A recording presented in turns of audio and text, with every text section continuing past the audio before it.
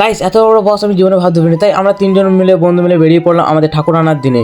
তো এটা ছিল আরেকটা বন্ধু। তাই আমরা কালী ঠাকুর মন্দিরে লাইট দেখতে আমরা চলে গেলাম আমাদের যেখান থেকে মাকে আনা হয়। তাই আমাদের সামনে দেখতে পেলাম বাজনা পার্টি। তারপর দেখে এদিকে আবার বাজি ফুটানো শুরু হয়ে গেছে।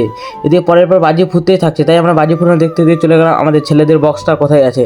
তাই আমরা চলে গেলাম, আর এদিকে দেখি আবার ছেলেদের বক্সটা সামনেই রয়েছে। তাই এদিকে দেখি আবার কঙ্কাল চেপে রয়েছে। তাই আমরা এত বক্সের সাউন্ড, তাই আমরা চলে গেলাম সাইড দিকে। আর এদিকে সাইড দিকে এদিকে দেখি বন্ধুরা নাচানাচি করতে লেগেছে। তাই আমি লেগেলাম নাচানাচি করার জন্য। তো আমরা কিছুক্ষণ নাচানাচি করি আর তারপর চলে গেলাম মেয়েদের বক্স দেখার জন্য। তাই এইখানে ছিল মেয়েদের বক্স, আর এত ভিড় আমি জীবনে ভাবতে পারিনি। তাই আমাদের পেছনে ঠাকুর আসছিল, এদিকে দিকে ঢাকগুলো সামনে এগিয়ে যাচ্ছিলো। আর তোমাদেরকে আমি ঠাকুরের ছবিটা দেখাতে পারলাম না, কারণ আমাদের ঠাকুরের ছবি তোলার নিষেধ, তার ভিডিও করা যাবে না। তাই এদিকে দিকে বাজি ফুটে স্টার্ট হয়ে গেছে। আর এদিকে দিকে মোমবাতি প্রদীপ নিয়ে যাচ্ছে মনের আশা পূরণ করার জন্য। তাই এদিকে মোমবাতি প্রদীপ আর এদিকে বাজি ফুটানো শুরু হয়ে গেছে।